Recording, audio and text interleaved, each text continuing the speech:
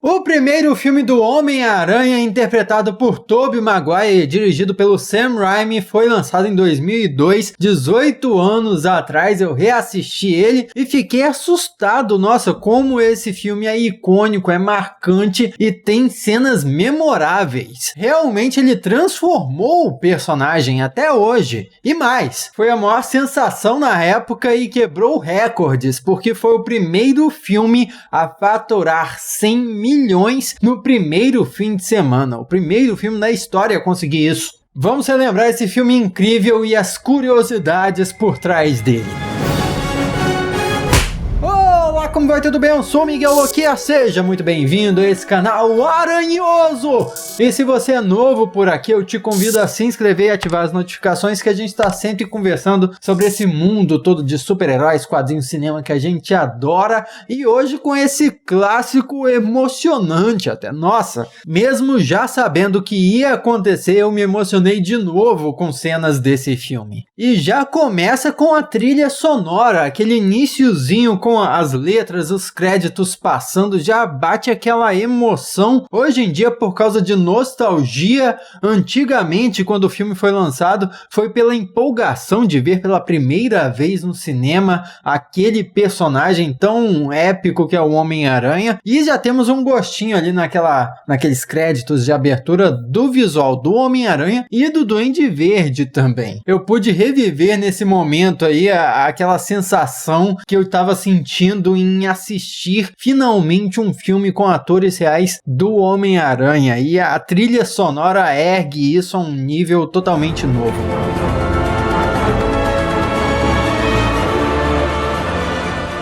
A trilha sonora desse filme inteiro é incrível. Exalta os momentos de ação, os momentos tristes ficam ainda mais tristes, tudo por causa daquela musiquinha incrível no fundo. E os créditos disso aí vão pro Danny Elfman.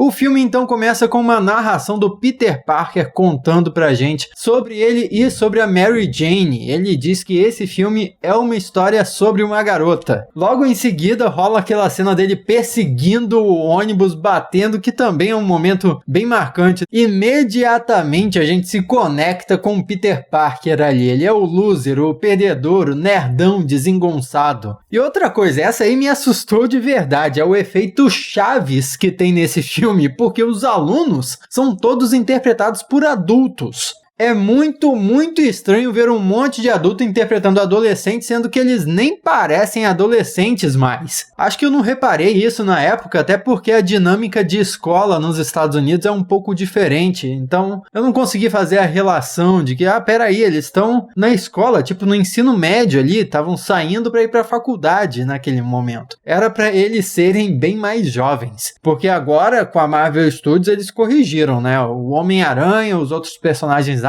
são todos interpretados por atores bem jovens que parecem bem mais adolescentes. E outra coisa que meio que me perturbou aí é como os outros alunos são cruéis com Peter Parker. Eu fico pensando, será que lá nos Estados Unidos os alunos são cruéis assim mesmo? Nossa, eles batem nos outros. O bullying lá é muito cruel. O bullying aqui no Brasil, na minha época de escola, não era esse nível assim não. Era um negócio mais psicológico, de zoar os outros, não chegava esse nível físico de derrubar esse tipo de coisa. Sei lá, pode ser que a minha experiência tenha sido diferente. Comenta aí embaixo se o bullying aqui no Brasil, na sua experiência, é assim igual esses filmes americanos ou não. Logo em seguida no filme nós somos apresentados ao Willem Dafoe como Norman Osborn trazendo seu filho Harry para a escola. E aí nós notamos duas coisas. Primeiro, talvez faça sentido ter adultos na escola, porque essa não é a nossa realidade. É meio que uma realidade paralela, onde Nova York é moderna, mas ao mesmo tempo é meio retrô. Se você for ver pelo carro que o Norman Osborn usa ali, também pela fotografia, o estilo geral do filme, parece uma coisa meio retrô, mesmo sendo nos tempos atuais, entre aspas, porque foi lá no início dos anos 2000. Eu meio que senti uma mistura de anos 2000 com década de 60, que foi a década no qual o Homem-Aranha apareceu pela primeira vez. O Homem-Aranha foi apresentado nos quadrinhos na revista Amazing Fantasy, número 15, de 1962. Então faz sentido, né, fazer essa fusão das duas décadas. E outra coisa que notamos é como o Willem Dafoe, como Norman Osborn, é assustador. E olha que ele aparece como bonzinho aí, mas só a presença dele, as expressões que ele faz, nossa, dá muito medo. Mesmo enquanto ele tá elogiando Peter Parker por ser um cara genial, por ter lido o artigo científico do Norman, enfim. Ainda assim, o Willem Dafoe já começa aí, a gente já começa a sentir que o cara dá medo. E é impressionante como em apenas 5 minutos de filme nós somos apresentados a vários personagens de uma vez. É muito rápido, a gente já sente qual é a de cada personagem de uma vez só, e é muito bem feito esse filme, nossa, é pra ser estudado mesmo. De cara nós já somos apresentados às aranhas e as suas habilidades numa exposição que tá rolando, pra logo chegar no momento que o Peter Parker é mordido, naquela cena icônica. Mas antes tem outra coisa bizarra, porque vem um cara chamar a atenção dos pivetinhos que estão implicando com Peter Parker, só que esse cara, apesar de parecer ser um professor ou um tutor, ele também parece ser mais jovem do que os outros, do que os adolescentes, ou no mínimo estão na mesma faixa etária, porque é tudo ator adulto ali, só que um tá interpretando o professor e outro interpretando os alunos. Olha que doido isso. E também começamos a notar de cara como o Harry Osborn é um amigo fura-olho pro Peter, porque ele se aproveitou da oportunidade para chegar na Mary Jane dando em cima dela, usando as informações sobre a aranha que ele aprendeu do Peter e que zoou o Peter. O Peter passou, olha, você sabia que as aranhas podem se camuflar no ambiente? É um mecanismo de defesa? Aí o Harry, quem quer saber disso? Por que você me falou isso? Não me interessa. E ele vai e repete a mesma coisa para Mary Jane, usando aquilo para conquistar, para chamar a atenção dela. Que fura-olho esse cara, hein? Fura-olho pra caramba, vai ser fura-olho durante o filme inteiro. Enquanto na Oscorp nós estamos vendo um protótipo sendo apresentado pro exército, e o exército colocando maior pressão. Olha, você precisa testar em humano imediatamente. O que é bizarro, porque não é assim que funciona no mundo real, mas beleza. Parece que estão pedindo mesmo para um vilão nascer. Ah, você tem que se arriscar aí, senão não vai ter contrato. E o filme mostra muito bem o paralelo entre o vilão e o herói. Durante o filme inteiro nós vamos ver isso. Nesse instante, o nascimento do vilão e o nascimento do herói acontecem quase ao mesmo tempo. E nossa, a transformação do Norman Osborn no Duende Verde é um filme de terror mesmo. A hora que ele tá tendo convulsão, é assustador. Se tivessem colocado aquela máscara que tinham testado nos bastidores, o filme ia ficar mais horripilante ainda. Não sei se você tá ligado, mas antes de aprovarem o visual que foi pro filme do Duende Verde, eles testaram um outro tipo de máscara, uma máscara mais de borracha, assim, mais orgânica parecia. E aí ia ser um filme de terror total, ia ser incrível. Inclusive eles não usaram a outra máscara exatamente porque acharam que ia ficar muito filme de terror, muito assustador pra criançada que eles queriam que fosse no cinema. E nós encontramos a Tia May e o Tio Ben. Nossa, que saudade desses personagens, que carismáticos, imediatamente eles conquistam a gente. Que casalzinho de idosos gente boa. O Peter chega em casa correndo, se sentindo mal, e mais uma sequência icônica da transformação dele, aquele momento que ele vai testando os óculos e vendo que não precisa de óculos mais, também os músculos dele cresceram e ele começa a notar os superpoderes quando o cartaz do lado do ônibus cola na sua mão. E então começamos a ter a sequência de momentos incríveis do Peter na escola. Para começar, a Mary Jane escorregando e o Peter tendo que pegar todos os alimentos dela que estavam caindo de volta na bandeja. Uma curiosidade dessa cena é que não usaram efeitos especiais nem nada disso. Gravaram na marra, eles tiveram que refazer aquele momento várias e várias vezes para poder o Tobey Maguire conseguir pegar todos os objetos certinho ali. Impressionante. E deve ter sido cansativo demais também, mas foi incrível. E aí ele descobre que atira teia em uma bandeja e causa uma confusão por lá, depois descobre que tem uns sentidos aguçados na luta contra o Flash Thompson, e ele também descobre que tem super força, para finalmente fugir da escola e subir nos prédios, descobrindo finalmente seus superpoderes em sua plenitude, até aquela cena dele soltando teias, descobrindo como soltava teias, na verdade, né? Que é a máquina de memes, né? Talvez a maior máquina de memes desse filme seja o momento dele atirando teias. Outra curiosidade sobre isso aí é que o Peter Parker dos quadrinhos originalmente desenvolveu o lançador de teias dele de forma tecnológica, ele inventou aquele objeto. Mas o Sam Raimi, diretor do filme, decidiu fazer as teias orgânicas, porque ele pensou, não faria sentido um adolescente desenvolver um aparelho tecnológico daqueles e não vender para a indústria e ficar milionário. Realmente seria uma invenção que poderia mudar, revolucionar o mundo. Tanto é que atualmente, há pouco tempo aí, teve cientistas em laboratório que descobriram como sintetizar teias de aranha e isso por si só já vai ser aplicado na indústria para diversos usos por aí. Então, no caso do filme, está explicado, é uma teia orgânica porque resolve esses problemas todos e realmente, Peter Parker não precisa ficar milionário fazendo uma invenção genial como o lançador de teias. Faz bastante sentido.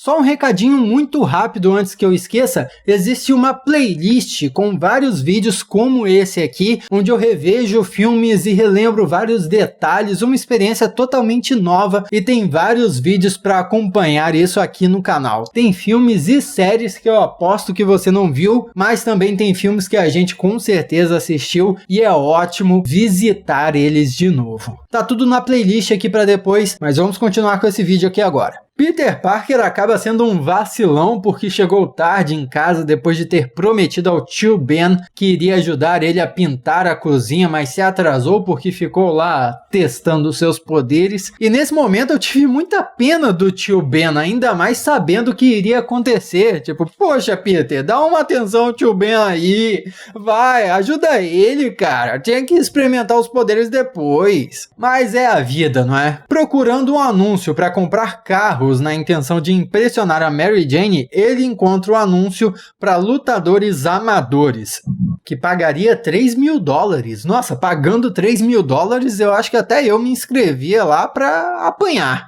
Brincadeira. E então a gente percebe que em vez de fotógrafo, acho que o Peter deveria ser desenhista, porque ele desenha bem pra caramba na hora de projetar um uniforme para ele. E ele vai pensando em fantasias para impressionar a Mary Jane com uma montagem rolando, a musiquinha subindo, é um momento bem legal também. Eu assisti essa cena com um sorriso de orelha a orelha, é muito legal. No outro dia, o tio Ben dá uma carona ao Peter para aproveitar e ter uma conversinha com ele. Poxa, o sobrinho tava mudando tanto, tava com uns comportamentos estranhos. E nesse momento nós ouvimos aquela frase icônica e aquela lição de moral do tio Ben. Com grandes poderes, vem grandes responsabilidades. Essa frase é tão marcante que ela foi criada para o filme e depois foi incorporada nos quadrinhos. Ela não existia nos quadrinhos antes. E realmente essa lição é muito boa. Não é porque você pode fazer uma coisa que você deve fazer aquela coisa. Serve muito para a vida também. Ainda mais se você tiver superpoderes. Chega o momento da luta do Peter Parker e ele se apresenta como Aranha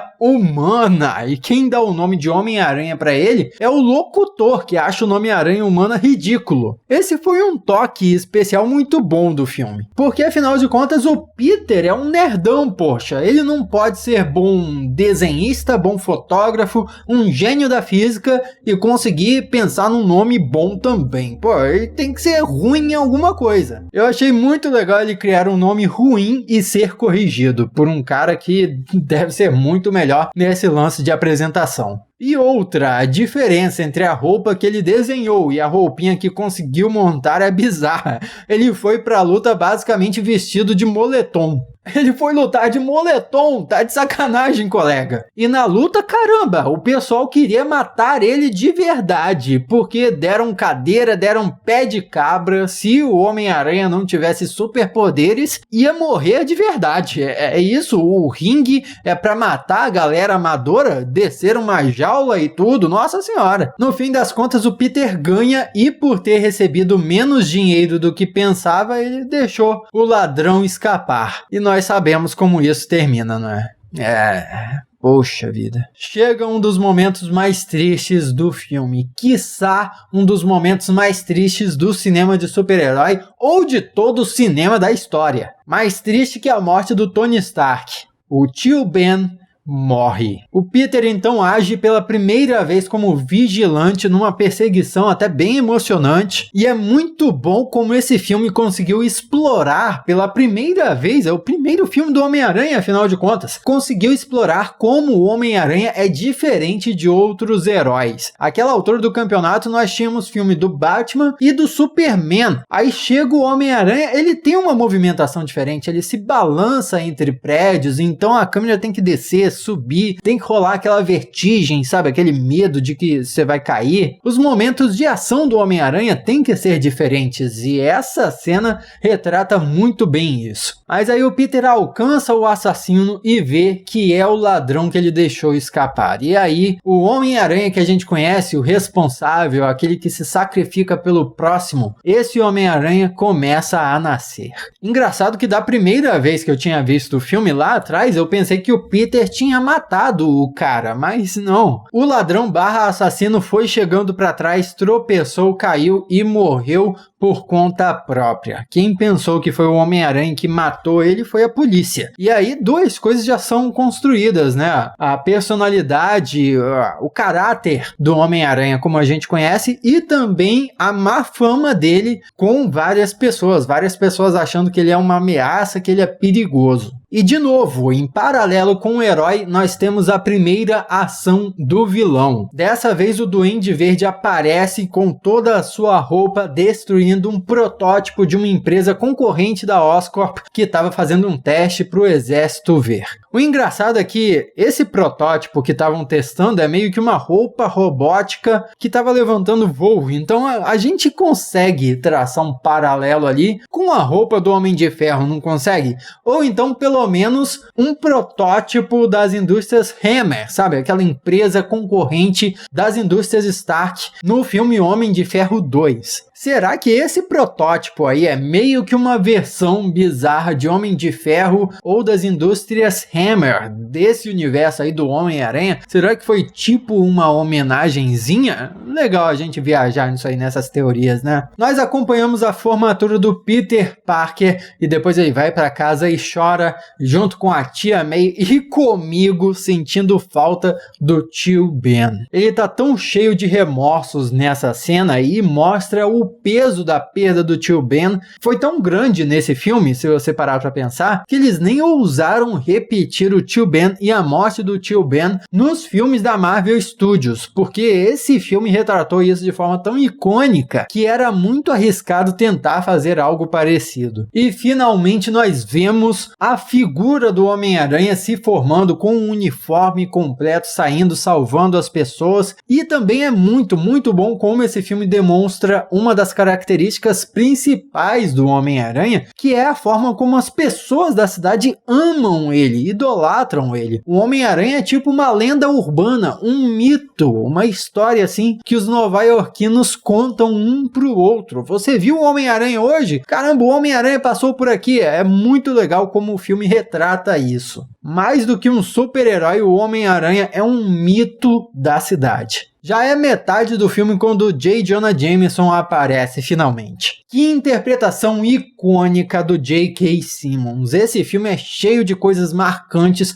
Como esse filme definiu coisas importantes até hoje para o personagem. O Peter, por sua vez, encontra Mary Jane na rua e aí a gente percebe, mais uma vez, como Harry Osborn é um amigo fura-olho, porque ele estava saindo com a Mary Jane, mas não tinham contado nada pro Peter. E mais, A Mary Jane estava trabalhando como garçonete, mas escondia isso do Harry porque o Harry ia achar ruim com ela. Ia falar que era um trabalho baixo. Caramba, assim fica ruim gostar de você, hein, Harry? Então Peter volta para casa, mas não para casa da tia May, e sim pro apartamento que agora ele tá dividindo com Harry Osborn. É uma coisa comum nos Estados Unidos, os alunos se formam, fazem 18 anos e vão pra faculdade ou então se mudam de casa, vão morar separados dos pais ou de quem quer que cuide deles. Isso é muito comum nos Estados Unidos. Nesse caso, o Peter tá morando com um amigo, Harry Osborn, mas me impressionou que eles estão morando num apartamento gigantesco. Caramba, eles são ricos? Será que o Norman Osborn tá bancando o apartamento dos dois? Porque apartamento em Nova York é muito caro. Talvez um estudante no centro da cidade conseguisse só um apartamento minúsculo, assim, uma caixa de fósforo, mas eles estão ali no apartamento, nossa, caracas, eu não sei se eu consigo pagar um apartamento daquele tamanho no interior de São Paulo, ainda mais em Nova York. Mas beleza. Na prática, a gente sabe que eles só vivem em um apartamento grande daquele jeito porque é um cenário melhor de se filmar. É nessa cena que nós temos uma linda referência ao Dr. Connors. O Peter diz que se atrasou para o estágio no laboratório do Dr. Connors e foi demitido. Claro que ele se atrasou porque estava sendo o Homem-Aranha. Mas, para quem estava desatento, o Dr. Connors é ninguém menos que o professor do Peter Parker, que se torna o vilão Lagarto. Curiosidade, o Sam Raimi, inclusive, queria usar o vilão Lagarto para o quarto filme dessa franquia do Homem-Aranha. Teve esse primeiro Homem-Aranha, depois o 2 e o 3, ele queria fazer o quarto com o vilão sendo Lagarto, só que acabou que o filme foi cancelado e fizeram aquele reboot do espetacular Homem-Aranha, usando, por sua vez, o Lagarto como vilão daquele primeiro filme do reboot. Sem emprego, Peter resolve fazer o quê? Virar fotógrafo. E é muito legal a primeira interação dele com o J. Jonah Jameson. O Jameson já se apresenta como o canastrão que ele é, porque ele olha as fotos, vê que são boas, mas aí finge que é tudo porcaria, e oferece $20 pro Peter Parker. Mas quando o Peter Parker se recusa e vai saindo, ele pega as fotos de volta e fala que vai pagar $300, que é o valor padrão que se paga para um fotógrafo. Caramba, o cara queria pagar pouquinho nas fotos que ele queria tanto, só pra sacanear o garoto. Que fanfarrão ele, hein? E ainda põe a manchete no jornal do Homem-Aranha como vilão, pra vender mais. Muito sacana. Dá até um remorso, assim, de por que a gente gosta tanto do J. Jonah Jameson nesse filme, já que ele é um cara tão sem escrúpulos assim, é muito carismático, mesmo sendo vilanesco. É porque ele é representado como um alívio cômico também, mas de qualquer forma, se parar pra pensar, nossa, não é o cara que você gostaria de ter por perto. O pessoal da Oscorp faz uma reunião e mesmo com a empresa indo bem, decidem vender ela e demitir o Norman Osborn. Não se faz isso, gente. O cara já estava perturbado, alterado. Não se demite um vilão. Essa é a lição de qualquer filme que tenha um cara desse. Se você tem um vilão, não demite ele, porque já sabe o que vai acontecer, né? O vilão vai te matar. Dito e feito, Duende Verde aparece em um evento, um festival que estava rolando para matar os executivos que tinham demitido ele. Antes, inclusive, deles anunciarem que iriam vender a Oscorp e demitir o Norman. Só que para isso ele bombardeia uma sacada, ela cria um caos e antes do Homem-Aranha aparecer para salvar o dia, nós temos a participação especial do Stan Lee, saudoso Stan Lee, aparecendo como um herói também. Ele vai salvando uma criancinha que iria ser atingida por uns escombros. O Peter sai correndo de lá porque ele estava no evento para tirar fotos e rola uma cena muito Super-Homem, porque ele abre o peito assim, tá o símbolo da aranha igualzinho o Superman. Tem muita referência ao Superman nesse filme, você vai ver só. E nós vamos para a primeira porradaria entre Homem-Aranha e Duende Verde. Os efeitos especiais nessa luta estão bem datados, dá pra ver lá que é um bonecão feito por computador lutando, mas estão muito melhores do que eu esperava, viu? Eu achei que tá muito decente pra época mesmo, muito bom. A Mary Jane, lógico, fica em perigo e aí eu reparei no grito dessa mulher. Eu acho que a Kristen Dunst foi escalada pra ser a Mary Jane porque ela tem um grito desesperado de socorro inacreditável.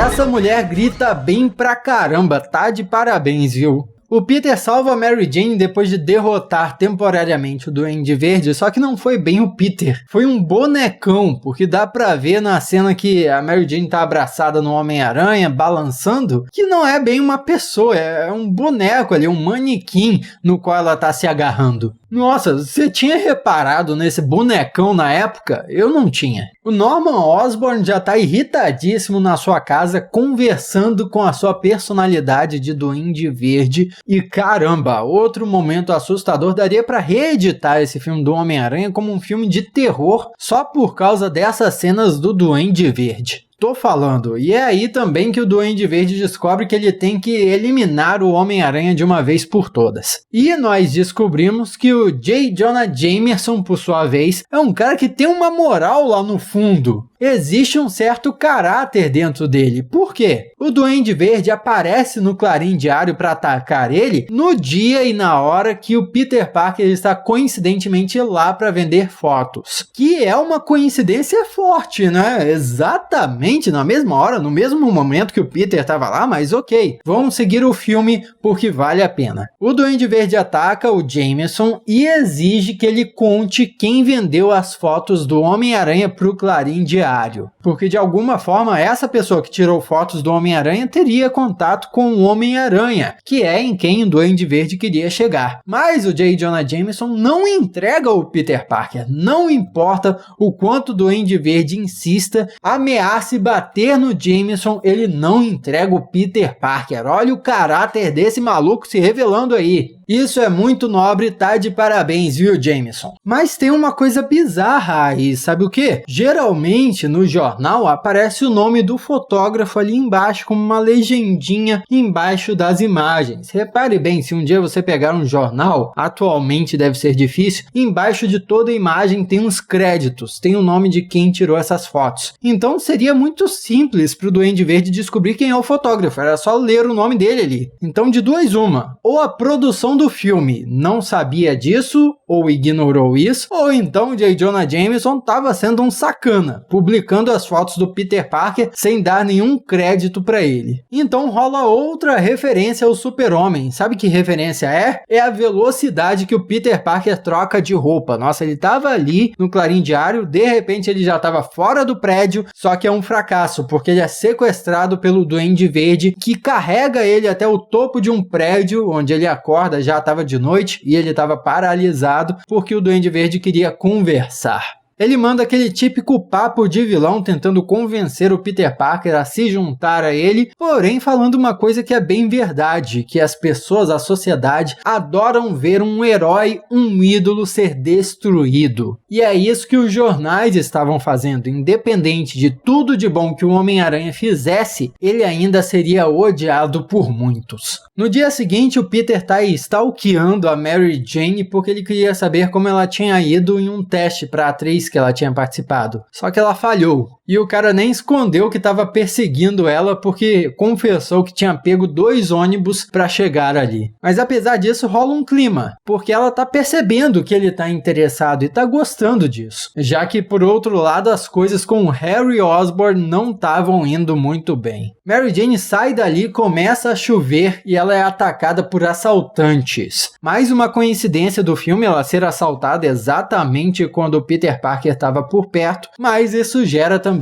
uma das cenas mais icônicas e marcantes de todo o cinema de super-herói. Homem-Aranha salva ela e ela decide retribuir com um beijo. Aquele incrível beijo de cabeça para baixo. Eu aposto que muitos namorados e namoradas da época desse filme testaram dar beijo assim de cabeça para baixo para ver como é que é o beijo do Homem-Aranha, porque realmente virou uma moda. Se tivesse saído hoje em dia esse filme, eu acho que o pessoal ia tá fazendo TikTok e story, usando hashtag e testando esse beijo. Mas hoje em dia, se a gente parar para pensar um pouco sobre essa cena, tem algumas coisas erradas nela. Vamos dar uns passinhos para trás e analisar. Olha só, a primeira coisa que é bizarra é que ela decidiu agradecer a um desconhecido beijando. Tudo bem que ela foi salva pelo Homem-Aranha na primeira vez, agora pela segunda, mas ela já decidiu partir direto pro beijo? Não é um pouco estranho isso? Segundo, que ela nem sabia quem estava embaixo da máscara. Já imaginou se ela baixava a máscara do Homem-Aranha e encontrasse uma boca cheia de mau hálito, ou uma boca sem dente, um bigode mal feito, sei lá, ela beijaria ele mesmo assim? E terceiro, beijando o Homem-Aranha, ela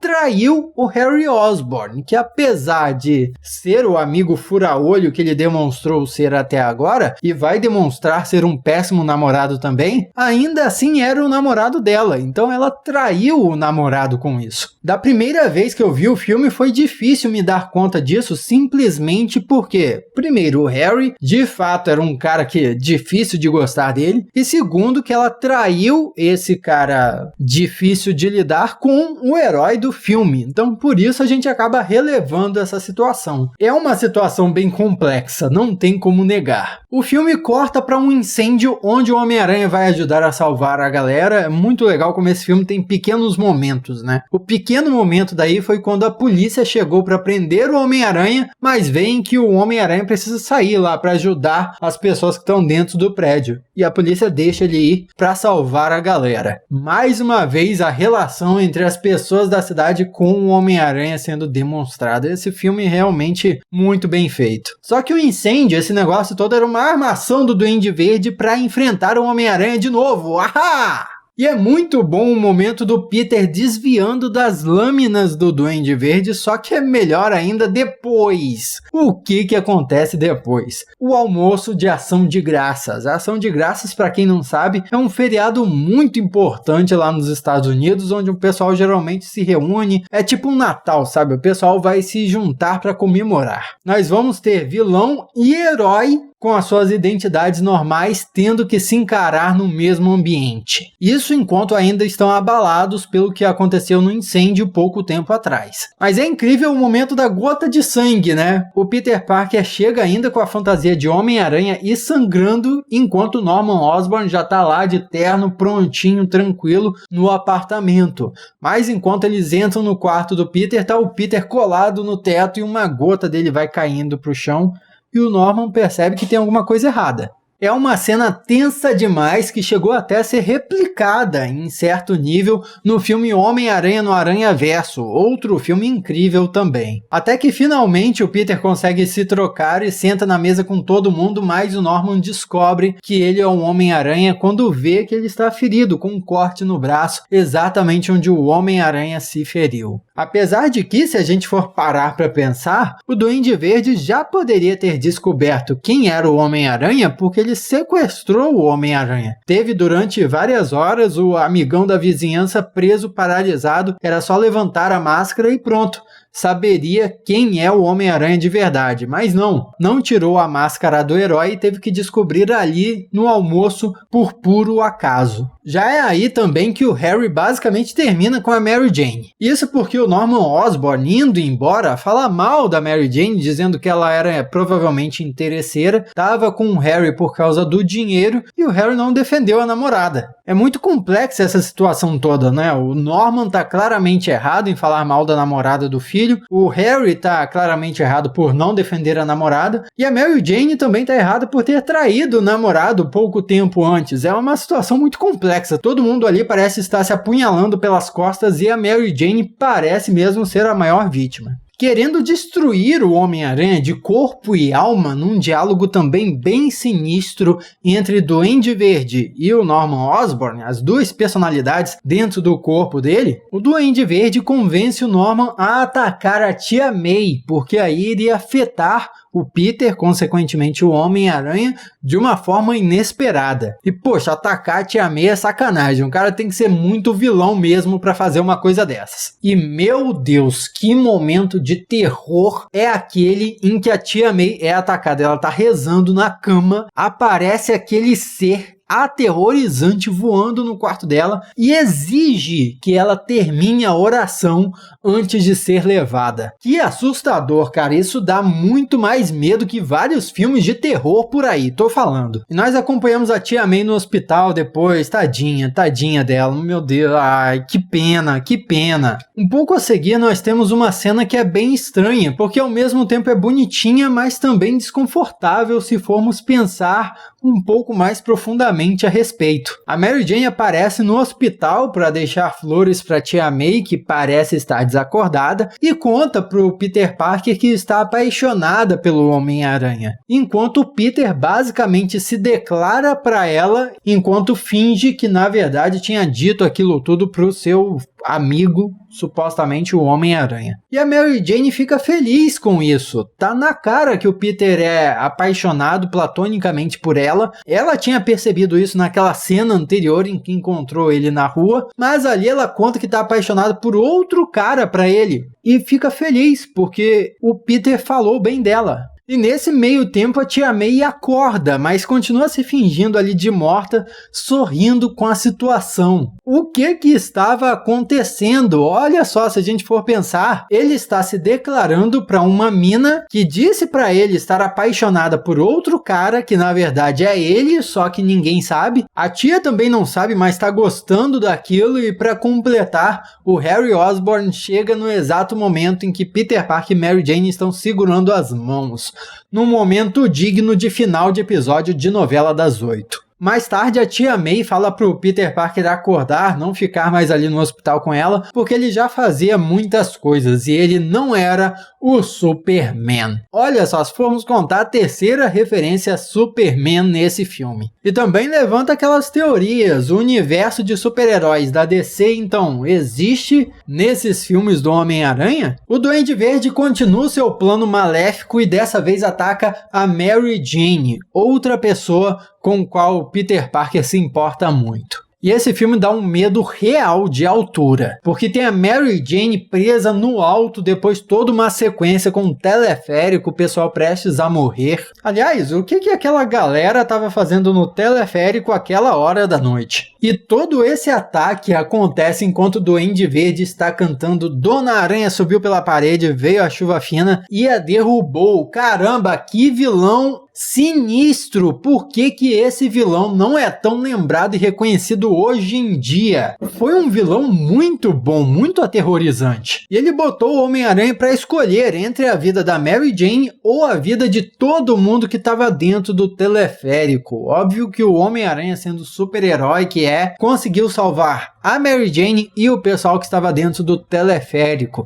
Mas rola uma aflição pesada, porque eles ficam quase caindo o tempo todo enquanto o Duende continua atacando. Até que quem aparece para ajudar? Quem? O próprio povo de Nova York. Chega jogando tijolo, pedra, tudo que é coisa em cima do Duende Verde, mandando ele parar de mexer com o Homem-Aranha, porque se mexeu com um nova-iorquino, mexe com todos os nova-iorquinos. Isso é muito bonito, tem muito a ver com o Homem-Aranha. Mas eu não consigo parar de pensar hoje em dia, porque todo mundo que eu já ouvi falar que foi morar em Nova York ou que vive em Nova York comenta sobre isso, que é uma cidade onde as pessoas não se importam tanto umas com as outras. Todo mundo tá lá para trabalhar mais do que tudo. Então eu fico pensando, será que essa história de nova-iorquinos se importando e se ajudando uns aos outros é uma coisa só de filme ou se existe no mundo real mesmo? Eu não sei, se você sabe, comenta aqui embaixo. Mas eu sei o seguinte, o Homem-Aranha qualquer um defenderia. Mexeu com o Homem-Aranha, mexeu com a gente. O teleférico e Mary Jane são salvos, mas o Duende Verde arrasta o Homem-Aranha para a batalha final. O amigão da vizinhança apanha demais, mas no fim o Duende Verde tenta enganar o Peter Parker, revelando que era o Norman Osborn e dizendo que estava perturbado só para distrair o Peter Parker enquanto seu planador estava vindo para matar o nosso herói. Mas aí o sentido aranha ativa, Peter Parker desvia e o Duende Verde basicamente se mata, dizendo suas últimas palavras: não conte ao Harry.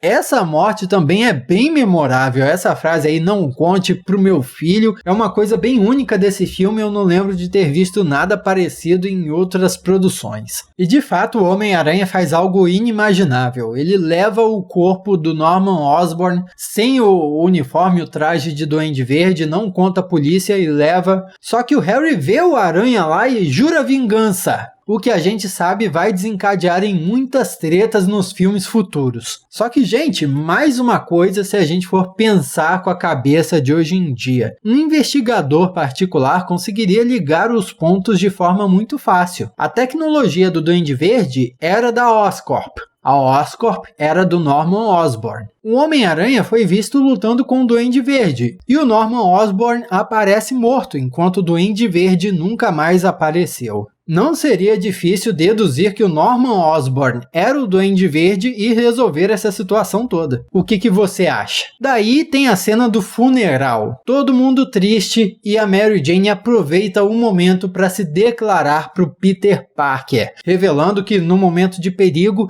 não conseguia parar de pensar nele. Gente, esse filme é incrível, tá? Mas eu vou dar uma dica. Se você estiver num velório, não faça esse tipo de coisa, tá? Não aproveite um velório para se declarar para outra pessoa. Eu acho que não é um momento que se encaixa muito, sabe? Rola um beijo romântico do casal, o que faz muito sentido, porque o Peter começou o filme lá contando que era uma história sobre uma garota, só que ele a rejeita, porque ela estaria sempre em perigo perto dele, já que ele era o Homem-Aranha. E apesar de ser muito frustrante para muita gente, esse é o momento em que o Peter fecha o seu arco dramático na história. Ele fez o maior sacrifício que poderia imaginar, que é abrir mão do seu grande amor, porque sendo o Homem-Aranha, ele tinha a responsabilidade de proteger a todos. Com grandes poderes, vem grandes responsabilidades sendo colocado na prática. Terminamos com uma sequência do Homem-Aranha saltando entre os prédios.